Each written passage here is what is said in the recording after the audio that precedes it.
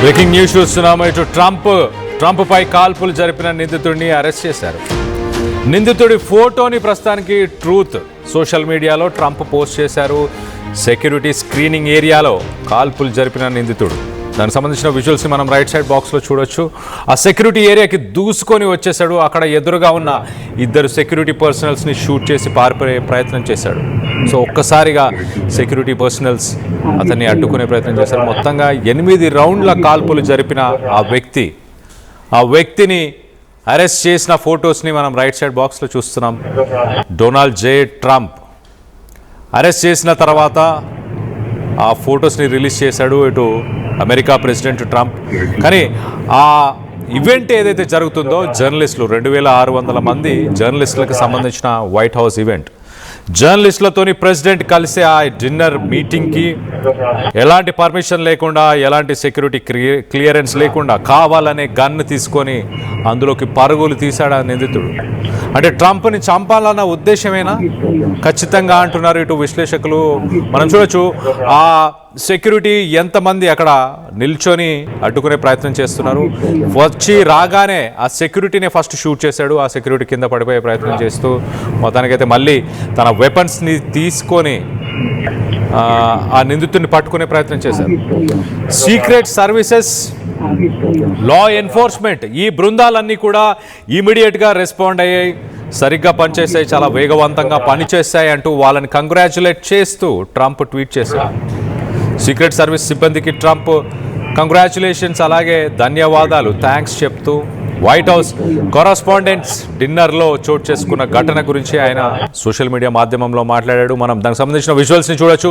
ఆ విజువల్స్లో ఒక్కసారిగా ట్రంప్ని ఒక సేఫ్ జోన్కి, ట్రంప్తో పాటు ఇటు మెలనీ, వైఫ్ మెలనీ, అలాగే వైస్ ప్రెసిడెంట్ జేడీ వ్యాన్స్, వీళ్ళందరినీ కూడా ఒక సేఫ్ అండ్ సెక్యూర్డ్ లొకేషన్కి సీక్రెట్ సర్వీసెస్ ఏజెంట్స్, అలాగే మెట్రోపాలిటన్ పోలీస్ వీళ్ళందరూ కోఆర్డినేషన్తో ఇమీడియట్గా సేఫ్ ప్లేస్కి తీసుకెళ్ళినట్టు తెలుస్తుంది.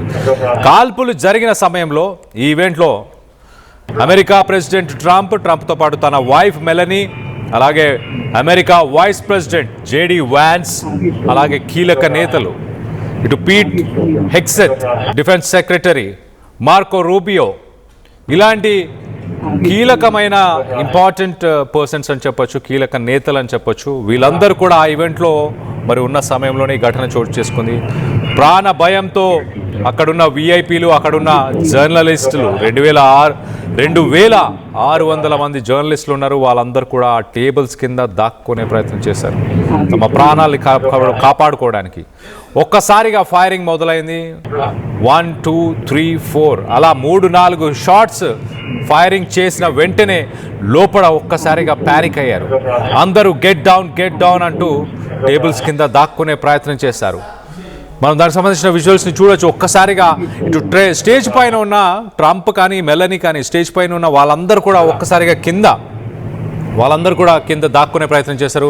మరోపక్క రైట్ సైడ్ విజువల్లో కింద బాక్స్లో మనం చూస్తున్నాం, ఫైరింగ్స్ అయిన వెంటనే ఇటు సీక్రెట్ సర్వీస్ పోలీస్ ఒక్కసారిగా స్టేజ్ పైకి దూసుకొచ్చారు. అలాగే అక్కడ మెట్రోపాలిటన్ పోలీసులు కూడా ముందుకు దూసుకొచ్చారు. ఇక్కడ కింద టేబుల్స్ దగ్గర కూర్చున్న వ్యక్తులందరూ కూడా ఒక్కసారిగా కిందకి తలదాచుకునే ప్రయత్నం. మనం చూడండి, ఇనిషియల్గా ఆ వ్యక్తులందరూ కూర్చొని ఉన్నారు, వెంటనే టేబుల్స్ కింద దాక్కునే ప్రయత్నం చేశారు. అంటే ఒక సూపర్ పవర్ లాంటి అమెరికా ప్రెసిడెంట్ని అటాక్ చేయడానికి ప్రయత్నించిన ఆ దుండగుడు ఎవరు ఏంటి అనే డీటెయిల్స్ ఇప్పుడైతే బయటికి రాలేదు. కానీ ట్రంప్ సురక్షితంగా, ట్రంప్తో పాటు JD Vance, Trump wife Melanie వీరందరూ కూడా సేఫ్గా ఉన్నారు, సేఫ్ ప్లేస్కి ట్రాన్స్ఫర్ అయ్యారు అంటూ సీక్రెట్ సర్వీసెస్ కూడా ఒక స్టేట్మెంట్ ఇచ్చింది. 2024 జూలైలో కూడా ప్రచారం చేస్తున్న సమయంలో, ఆ ర్యాలీ టైంలో ట్రంప్ పైన ఇలాగే ఒక అటాక్ జరిగింది. అప్పుడు తన చెవిని తాక్కుంటూ వెళ్ళాయి, తన చెవి ఆ ఘటనలో గాయపడ్డాడు ట్రంప్ అని చెప్పుకోవచ్చు. ఆ మైలేజ్తోనే, ఆ సింపతితోనే ట్రంప్ గెలిచాడా? ఇటు దుండగుడి కాల్పుల్లో ట్రంప్ చెవికి అప్పుడు గాయాలయ్యాయి. ఇప్పుడు మాత్రం అదృష్టవశాత్తు ఎవ్వరికీ ప్రాణ నష్టం అయితే జరగలేదు. అంత చిన్న ప్లేస్లో దాదాపు 2600 మంది ఒక హాల్లోనే, వాషింగ్టన్ హిల్టన్ అనే ఒక హోటల్లో ఈ మీటింగ్ జరుగుతుంది. ఆ హోటల్లో ఒక కన్ఫైన్డ్ ప్లేస్లో దాడి జరిగినా కూడా 8 రౌండ్స్ షాట్స్ ఫైరింగ్ అయినా కూడా అదృష్టవశాత్తు ఎవరికి ఏమీ అవ్వలేదు అంటూ చెప్పుకొస్తున్నారు. దీనికి సంబంధించిన విజువల్స్ని మనం చూస్తున్నాము. సెక్యూరిటీ దగ్గర తను ఎంటర్ అవుతూ, సో ఆ వ్యక్తికి సంబంధించిన ఫోటోని ప్రస్తుతానికి ప్రెసిడెంట్ ట్రంప్ రిలీజ్ చేశారు. ఆ ఫోటోలో ఉన్న వ్యక్తి, ఎస్ ఎగ్జాక్ట్లీ ఈ వ్యక్తియే ఆ దాడికి పాల్పడ్డాడు. థామస్, అతని పేరు థామస్. సో అతను ఎందుకు మరి ఈ దాడి చేశాడు? ప్రెసిడెంట్ని, ఇటు ట్రంప్ని చంపాలన్న ఉద్దేశంతోనే ఈ దాడి చేశాడా, లేకపోతే ఇతర కారణాలు ఏమైనా ఉన్నాయా? మానసికంగా తను ఏమైనా బాధపడుతూ ఇలాంటి ఒక చర్యకు పాల్పడ్డా? గతంలో మనం చూసాం 2025లో కూడా ఆఫ్ఘనిస్తాన్కి సంబంధించిన ఒక వ్యక్తి, అమెరికా ప్రభుత్వానికి, అమెరికా మిలిటరీకి ఆఫ్ఘనిస్తాన్లో హెల్ప్ చేసిన ఆ వ్యక్తి ఒక్కసారిగా వైట్ హౌస్ పరిసర ప్రాంతాల్లోనే దాడిని నిర్వహించాడు. అక్కడ 2 నేషనల్ సెక్యూరిటీ గార్డ్స్ పైన ఫైరింగ్ చేయడంతో మొత్తానికైతే అతన్ని నేషనల్ సెక్యూరిటీ గార్డ్స్ ఇమీడియట్గా అడ్డుకోవడం, అతన్ని అరెస్ట్ చేయడం, దాని తర్వాత ఆఫ్ఘనిస్తాన్ నుంచి ఎలాంటి వ్యక్తులు కూడా ఇమిగ్రేషన్ పైన ఇండియాకు రాకుండా ఉండేలాగా చర్యలు తీసుకోవడం జరిగింది. సో మొత్తం మీద మరొక ఘటన, ట్రంప్ని చంపేందుకు మరొక ఘటన చోటు చేసుకుంది. దానికి సంబంధించిన వ్యక్తి వివరాలని ట్రంప్ వెల్లడించారు. ఆ విజువల్స్ని కూడా, సీసీటీవీకి సంబంధించిన విజువల్స్ని కూడా మనం చూస్తున్నాము. పరిగెట్టుకుంటూ లోపలికి సడన్గా వచ్చేసాడు. అప్పటికే అతన్ని షూట్ చేసే ప్రయత్నం, మరి షూట్ చేసినా కూడా తనకి ఎలాంటి గాయాలు అవ్వలేదు. తనని అరెస్ట్ చేశారు.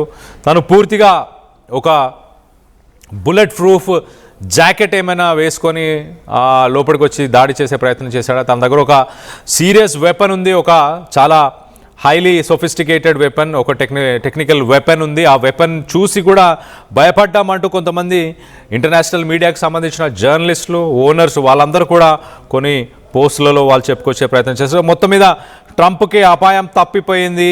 సీక్రెట్ సర్వీసెస్, అలాగే అక్కడున్న మెట్రోపాలిటన్ పోలీస్, వీళ్ళందరూ సమన్వయంతో పని చేయడం వల్ల సేఫ్గా ఉన్నానంటూ సోషల్ మీడియా మాధ్యమం ట్రూత్లు తను పోస్ట్ చేశాడు. దానికి సంబంధించిన విజువల్స్ని మనం చూస్తున్నాం. అక్కడ చాలామంది జర్నలిస్టులు కానీ మిగతా వ్యక్తులు పరుగులు తీస్తున్న విజువల్స్ని మనం చూస్తున్నాం. వాళ్ళందరూ కూడా భయభ్రాంతులకు గురై పరుగులు తీస్తున్న ఇమేజెస్ని మనం చూస్తున్నాం. మరోపక్కన ట్రంప్ స్పెషల్ సెక్యూరిటీ సర్వీసెస్, అంటే ప్రెసిడెంట్కి ఏదైతే special security, secret security services ఉంటుందో ఆ సీక్రెట్ సెక్యూరిటీ సర్వీసెస్, అలాగే మిలిటరీ, అలాగే ఆయనకు సంబంధించిన మెట్రోపాలిటన్ పోలీస్, వీరందరూ కూడా పరుగులు తీస్తున్న విజువల్స్ని మనం చూస్తున్నాం. సో ఒక్కసారిగా భయభ్రాంతులకు గురయ్యారు. ఆ మీటింగ్ అవ్వక ముందే ఇలాంటి ఒక దారుణం చోటు చేసుకుంది. ఏది ఏమైనా ఇట్స్ ఎ గ్రేట్ ఈవినింగ్ అంటూ ట్రంప్ ట్వీట్ చేశాడు. ఇట్స్ ఎ గ్రేట్ ఈవినింగ్, కుదిరితే ఈ డిన్నర్ మీట్ని మళ్ళీ కంటిన్యూ చేద్దామంటూ కూడా ఆయన చెప్పుకొచ్చే ప్రయత్నం చేశాడు. సో మొత్తం మీద ఒక్కసారి ఆ విజువల్స్ని లెఫ్ట్ సైడ్ బాక్స్లో మనం విజువల్స్ని చూస్తున్నాం. అలా ఎంటర్ అయిన ఆ వ్యక్తి సెక్యూరిటీ పర్సన్స్ని దాటుకొని వెళ్ళే ప్రయత్నం చేశారు. దాని తర్వాత అక్కడున్న ట్రంప్ని దాడి చేయడానికి ఆ హాల్లోకి, బాల్ రూమ్లోకి ఎంటర్ అయ్యే ప్రయత్నం చేసినప్పుడే సెక్యూరిటీ ఫోర్సెస్ అతన్ని హోల్డ్ చేయడం జరిగింది. మొత్తానికైతే అరెస్ట్ చేశాము. ఆ నిందితుడు ఇప్పుడు ప్రస్తుతానికి మా అధికారుల అందుబాటులోనే ఉన్నాడు అంటూ ఇటు ట్రంప్ పోస్ట్ చేశాడు. అలాగే సీక్రెట్ సర్వీసెస్, పోలీస్, వీళ్ళందరినీ కూడా అప్రిషియేట్ చేయడం జరిగింది. దీనికి సంబంధించి మీరేమనుకుంటున్నారు? ట్రంప్పై కాల్పుల వెనుక ఇరాన్ హస్తం ఏమైనా ఉందని మీరు భావిస్తున్నారా? ఇతర దేశాలకు సంబంధించి ఏదైనా హస్తం ఉందని మీరు భావిస్తున్నారా? లేకపోతే అమెరికన్సే ట్రంప్ని ప్రెసిడెంట్గా వద్దని అనుకుంటున్నారా? దీనికి సంబంధించిన మీ అభిప్రాయాలు ఏంటనేది కింద కామెంట్ రూపంలో తెలియపరచండి. అలాగే అక్కడ ఎలాంటి పరిస్థితులు నెలకొని ఉన్నాయో ఒక్కసారి ఆ విజువల్స్ని చూసే ప్రయత్నం చేద్దాం.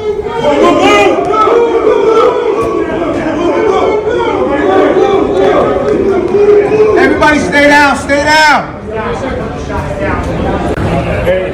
Oh my God. Stay down, everybody, ladies and gentlemen, stay down.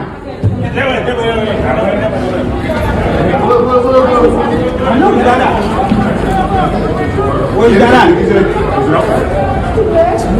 Inside, he's not inside.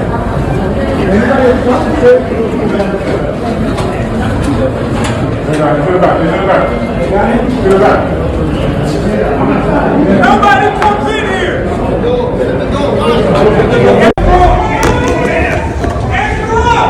Where's it coming from? Where? Where's it coming from? Over there. Where's it coming from?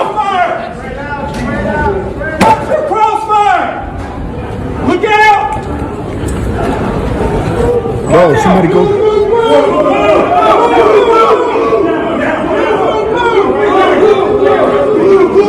Everybody stay down, stay down. We got one down. In there, in there. Jim! Hey, where you at?